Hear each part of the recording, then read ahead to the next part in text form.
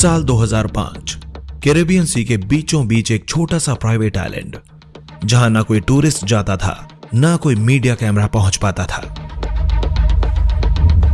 बाहर से यह जगह किसी लग्जरी पैराडाइज जैसी दिखती थी, नीला समुद्र, सफेद रेत और हाई सिक्योरिटी बाउंड्रीज।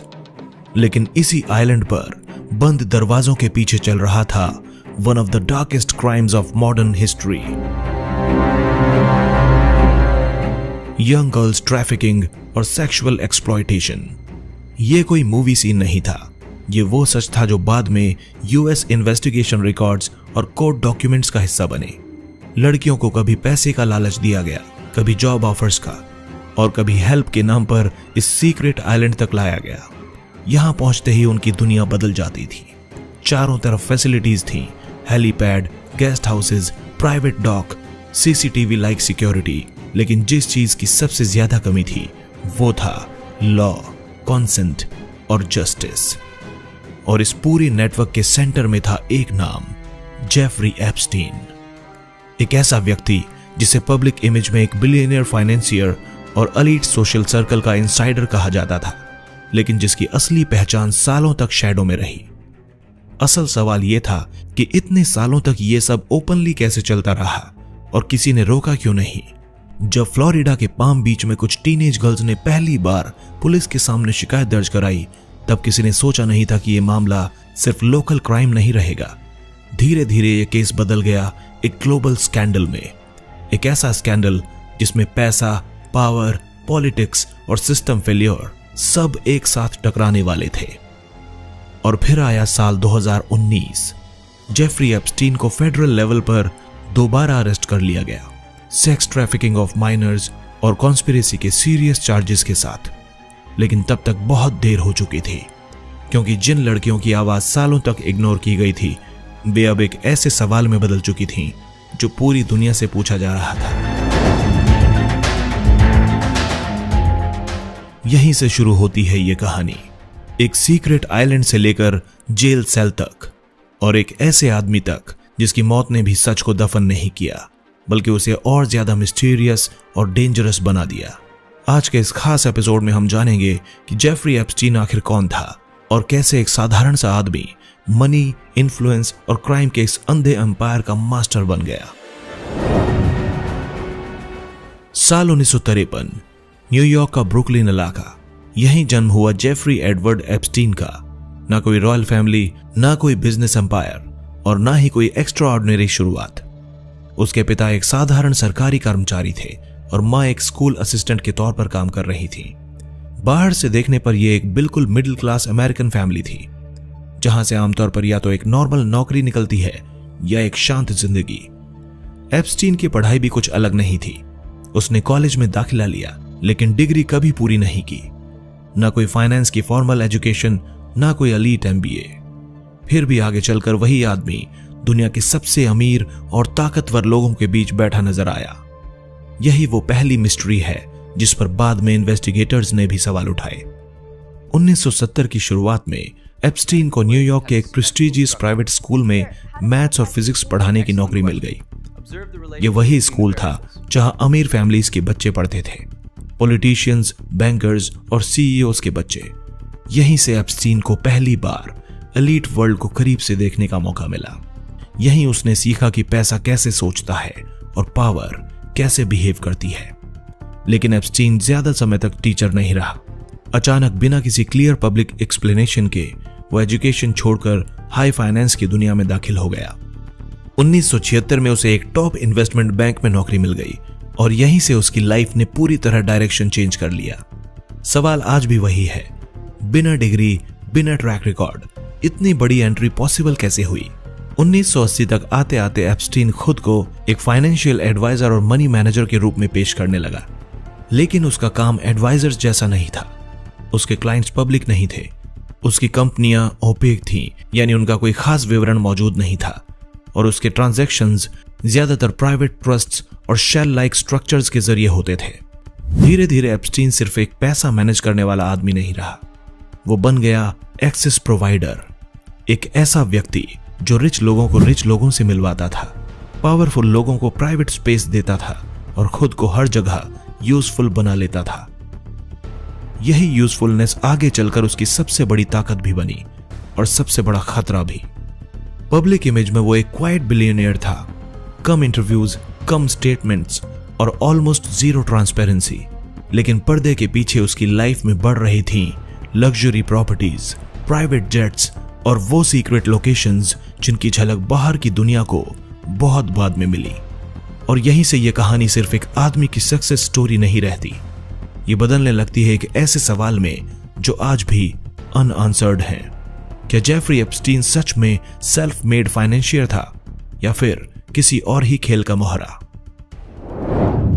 अब सवाल और भी सीरियस हो जाता है, जेफरी एप्स्टीन आखिर इतना अमीर बना कैसे? क्योंकि जहां आम फाइनेंसर्स की वेल्थ साफ दिखाई देती है, कंपनीज, स्टॉक होल्डिंग्स, क्लाइंट्स, वहीं एप्स्टीन की मनी स्टोरी शुरू से ही ओपेक और कंफ्यूजिंग रही। पब्लिक रिकॉर्ड्स में ना तो उसके बड़े स्केल इन्वेस्टमेंट साफ दिखते हैं, ना ही ये पता चलता है कि उसने कौन सा ऐसा रेवोल्यूशनरी बिजनेस मॉडल अपनाया था जिससे वो सैकड़ों मिलियन डॉलर तक पहुंच गया। 1970 के अंत और 1980 की शुरुआत में एप्स्टीन ने वॉल स्ट्रीट में खुद को एक हाई लेवल फाइनेंशियल एडवाइजर के तौर पर पोजीशन किया। वो दावा करता था कि वो केवल अल्ट्रा रिच क्लाइंट्स के लिए काम करता है, ऐसे क्लाइंट्स जिनके नाम पब्लिक में नहीं आते। यही पहला रेड फ्लैग था, क्योंकि फाइनेंस इंडस्ट्री में ट्रांसपेरेंसी एक बेसिक नॉर्म होती है, लेकिन एप्स्टीन का पूरा मॉडल ही सीक्रेसी पर टिका हुआ था। धीरे धीरे उसने ये इमेज बनाई कि वो सिर्फ पैसा मैनेज नहीं करता, बल्कि टैक्स प्लानिंग, एसेट प्रोटेक्शन और कॉन्फिडेंशियल वेल्थ स्ट्रक्चरिंग में भी एक्सपर्ट है। उसकी कंपनियां ज्यादातर प्राइवेट ट्रस्ट्स और लिमिटेड पार्टनरशिप्स के जरिए ऑपरेट करती थीं, जिससे असली ओनरशिप और कैश फ्लो को ट्रेस करना बहुत मुश्किल हो जाता था। इन्वेस्टिगेटर्स के अनुसार यही स्ट्रक्चर बाद में उसके लिए शील्ड भी बना। एप्स्टीन की वेल्थ का एक बड़ा हिस्सा जुड़ा बताया जाता है लेस्ली वेक्सनर से, जो उस समय एक मेजर अमेरिकन बिलियनर थे। वेक्सनर ने एप्स्टीन को अपने फाइनेंसेस तक एक्स्ट्राऑर्डिनरी एक्सेस दिया था, यहां तक कि एप्स्टीन को पावर ऑफ अटॉर्नी भी मिली थी। यही वो पॉइंट था जहां एप्स्टीन की लाइफ ओवरनाइट चेंज हो गई। न्यूयॉर्क की multi million dollar mention, private jets और ग्लोबल ट्रैवल, सब कुछ इसी दौर में शुरू हुआ। लेकिन यहीं से सवाल और गहरे हो जाते हैं। फाइनेंस एक्सपर्ट्स और जर्नलिस्ट ने बार बार यह पॉइंट उठाया कि एप्स्टीन के नाम पर कोई बड़ा हेज फंड, कोई फेमस आईपीओ या कोई पब्लिक फाइनेंशियल सक्सेस स्टोरी मौजूद ही नहीं है। फिर भी उसकी लाइफस्टाइल लगातार एक्सपेंड होती रही, यानी पैसा तो आ रहा था लेकिन उसका सोर्स पब्लिक नहीं था। इसी सीक्रेसी की वजह से कई लोगों ने यह थ्योरी रखी कि एप्स्टीन सिर्फ इन्वेस्टर नहीं था, बल्कि वो एक इंफॉर्मेशन ब्रोकर की तरह काम करता था, यानी एक ऐसा व्यक्ति जो एक्सेस, इंट्रोडक्शंस और इन्फ्लुएंस को करेंसी की तरह इस्तेमाल करता था। प्रूफ पूरी तरह पब्लिक नहीं है, लेकिन इतना साफ है कि उसकी वेल्थ ट्रेडिशनल फाइनेंस रूल्स से एक्सप्लेन नहीं होती।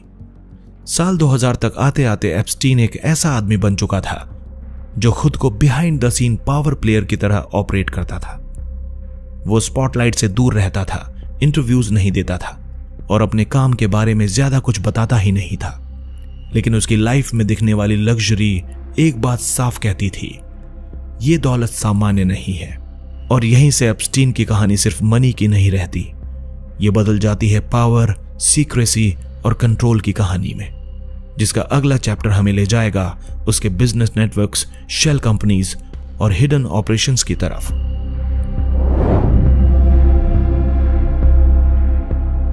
अब तक हमने देखा कि पैसा आया, पावर बढ़ी, लेकिन एक बेसिक सवाल अब भी अनआंसर्ड है, जेफरी एप्स्टीन करता क्या था? क्योंकि आमतौर पर किसी भी अरबपति की पहचान उसके बिजनेस से होती है, कोई फैक्ट्री, कोई ब्रांड, कोई हेज फंड। लेकिन एप्स्टीन के केस में यह पहचान शुरू से ही ब्लर्ड रही। उसका दावा था कि वो सिर्फ ultra high net worth individuals के लिए काम करता है, ऐसे लोग जो प्राइवेसी चाहते हैं और किसी भी तरह की जांच पड़ताल से दूर रहना चाहते हैं। यही वजह थी कि उसके काम का ज्यादातर हिस्सा ऑफ द रिकॉर्ड रहता था। एप्स्टीन की कंपनियां भी अनयूजुअल थीं, कोई बड़ा कॉर्पोरेट सेटअप नहीं, थाउजेंड्स ऑफ एम्प्लॉयज नहीं, बल्कि छोटी छोटी प्राइवेट एंटिटीज, ट्रस्ट्स और लिमिटेड पार्टनरशिप्स। ये स्ट्रक्चर ऐसे बनाए गए थे कि असली पैसा कहां से आ रहा है और कहां जा रहा है, ये ट्रेस करना आसान ना हो। इन्वेस्टिगेटिव जर्नलिस्ट्स के अनुसार यही डिजाइन एप्स्टीन की सबसे बड़ी ताकत थी। उसका प्राइमरी ऑफिस न्यूयॉर्क के एक बेहद महंगे मेंशन से ऑपरेट होता था, जो खुद एक रेड फ्लैग था। आमतौर पर फाइनेंस फर्म्स ग्लास बिल्डिंग्स में होती हैं, लेकिन एप्स्टीन का पूरा सेटअप पर्सनल प्रॉपर्टीज और प्राइवेट स्पेसेस में फैला हुआ था। मीटिंग्स भी बोर्ड रूम्स में नहीं, बल्कि प्राइवेट होम्स, जेट्स और आइलैंड्स पर होती थीं। जेफरी एप्स्टीन सिर्फ पैसा मैनेज नहीं करता था, वो कनेक्शंस मैनेज करता था। वो लोगों को लोगों से मिलवाता था, पॉलिटिशियंस को बिलियनियर्स से, साइंटिस्ट्स को डोनर्स से, बिजनेस लीडर्स को ग्लोबल एक्सेस से। धीरे धीरे वो खुद एक गेटकीपर बन गया, जिसके बिना कुछ हाई लेवल इंट्रोडक्शंस पॉसिबल ही नहीं माने जाते थे। यही रोल उसे डेंजरस बनाता है, क्योंकि जब कोई व्यक्ति इंफॉर्मेशन, एक्सेस और प्राइवेसी तीनों को कंट्रोल करने लगे, तो वो सिर्फ एडवाइजर नहीं रहता, वो पावर ब्रोकर बन जाता है। एप्स्टीन के केस में कई लोग बाद में यही सवाल उठाते हैं कि क्या वो सच में फाइनेंस चला रहा था, या फाइनेंस की आड़ में कुछ और ही मैनेज कर रहा था। 2000 तक आते आते एप्स्टीन का बिजनेस मॉडल पूरी तरह नॉन ट्रांसपेरेंट हो चुका था। न कोई एनुअल रिपोर्ट्स, न क्लियर डिस्क्लोजर और ना ही क्लाइंट्स की पब्लिक लिस्ट। फिर भी उसकी लाइफस्टाइल लगातार एक्सपेंड हो रही थी, जो इस बात का संकेत थी कि उसका सिस्टम काम कर रहा है, लेकिन चुपचाप। और यहीं से एप्स्टीन की कहानी एक और मोड़ लेती है, क्योंकि जैसे जैसे पैसा और एक्सेस बढ़ता गया, वैसे वैसे उसकी जिंदगी में शामिल होने लगे प्राइवेट जेट्स, लग्जरी प्रॉपर्टीज और सीक्रेट लोकेशंस।